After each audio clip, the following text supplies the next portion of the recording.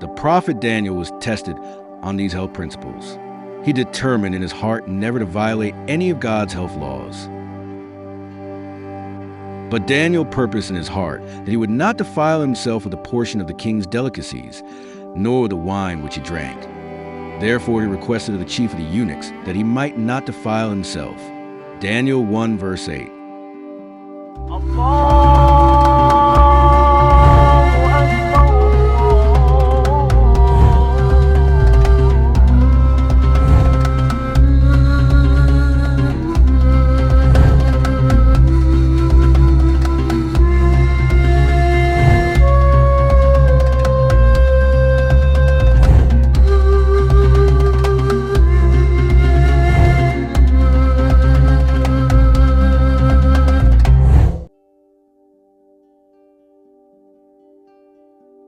When God created Adam and Eve, he gave them the very best food to eat.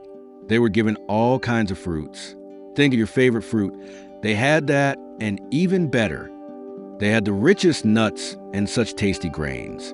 Then, after our parents were evicted from the Garden of Eden for their sin, Prophet Moses records that God gave them vegetables to eat. Things like cauliflower, eggplant, tomatoes, and tasty sweet potatoes, which they had cultivate. This was part of the curse on the earth, which was intended by God to keep us strong and healthy in a world polluted by sin. Then to Adam he said, "Because you have heeded the voice of your wife, and have eaten from the tree of which I commanded you, saying, You shall not eat of it. Cursed is the ground for your sake. In toil you shall eat of it all the days of your life. Both thorns and thistles it shall bring forth for you, and you shall eat the herb of the field." Genesis 3 verses 17 and 18. Many centuries later, when God sent a flood to destroy wickedness off the earth, God took all the basic kinds of animals onto the ark. Most animals went in by 2, such as jaguars, monkeys, and monitor lizards, but some went in by 7, such as sheep, goats, buffaloes, and chickens. You shall take with you 7 each of every clean animal, a male and his female. 2 each of animals that are unclean, a male and his female. Genesis 7 verse 2. Why did they take extra pairs of the clean animals? Because at this time, when all the fruit trees had been destroyed by the flood, God gave man permission to start eating the meat of the clean animals. Every moving thing that lives shall be food for you. I have given you all things, even as the green herbs. Genesis 9 verse 3. Of course, if they had eaten the unclean animals like pigs or dogs, there would have been instant extinction, because there were only 2 animals to start with. Later, God gave Moses particular instruction on which kinds of animals can be eaten. Among those that can be eaten are the cow, the deer, and the pheasant. Of the larger animals, they were only permitted to eat those that had split hooves and that which also chewed the cud. So they could not eat donkeys, horses, camels, rats, cats, or turtles. Only recently has science found reasons behind God's instructions thousands of years ago that the creatures Moses identified as unclean are the ones that provide transport or are mostly scavengers, which tend to accumulate toxins. Many of the forbidden animals are part of nature's cleaning crew, such as vultures, bears, pigs, and catfish. Others were created to be domesticated, such as dogs, cats, rabbits, and parrots. But only the clean animals were created to be eaten by those who know and believe the truth. God created the animals so that we could easily tell which animals are clean. Fish, for example, should have fins and scales. Since sharks have no scales, they are unclean. And as sitting near the top of the food chain, they eat mostly dead fish and thus accumulate large concentrations of poisons and heavy metals. In the same way, Prophet Moses was shown that special care should be taken, even when eating clean animals. The blood and the fat have to be removed. This shall be a perpetual statute throughout your generations in all your dwellings. You shall eat neither fat nor blood. Leviticus 3 verse 17. This means practically that animals for slaughter should have their necks sliced.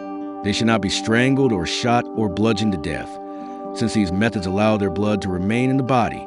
Most toxins are carried in the blood to be filtered by the kidneys or detoxified by the liver. So when we eat blood or unbled animals, we are ingesting these chemicals and toxins, which tend to make us sick. The same principles that teach us to avoid pork also guide us to stay away from alcohol. In fact, they extend to avoiding all forms of tobacco and caffeine as well. Since God owns our bodies and has entrusted them to us as stewards, we have a responsibility to take good care of them. One day, we don't want to stand before Him trying to justify why we willingly harmed ourselves with these substances. Indeed, using drugs or tobacco or caffeinated beverages is like fornication. It is a sin against your own body, which after all, isn't really yours. Flee sexual immorality. Every sin that a man does is outside the body, but he who commits sexual immorality sins against his own body. Or do you not know that your body is a temple of the Holy Spirit who is in you, whom you have from God, and you are not your own? For you were bought at a price. Therefore glorify God in your body and in your spirit, which are God's. 1 Corinthians 6 verses 18 to 20. It is not the purpose of this video to show the scientific evidence regarding the deadly nature of tobacco and the debilitating long-term effect of caffeine. But if you want to find the data on how bad these things are, the internet will be happy to oblige you. When the prophets promised that we would one day again eat from the tree of life, they were showing that what God gave to Adam and Eve was the best. And those who are seeking for the very best way to honor God will take good care of their body, for it is a temple for God's Spirit. Many have even returned to the original diet before the flood, a vegetarian or vegan diet, a diet with no flesh meats. This class of people are living longer and healthier lives than anyone. The prophet Daniel was tested on these health principles. He determined in his heart never to violate any of God's health laws. But Daniel purposed in his heart that he would not defile himself with a portion of the king's delicacies, nor with the wine which he drank. Therefore he requested of the chief of the eunuchs that he might not defile himself. Daniel 1 verse 8. Prophet Daniel's faithfulness is a model for us. Do you also purpose in your heart to live in harmony with God's health program? If you do, you can expect many health benefits. See the health lectures on the website linked in the caption. In our next video, we will discuss the visions God gave to prophets about the history of the followers of Jesus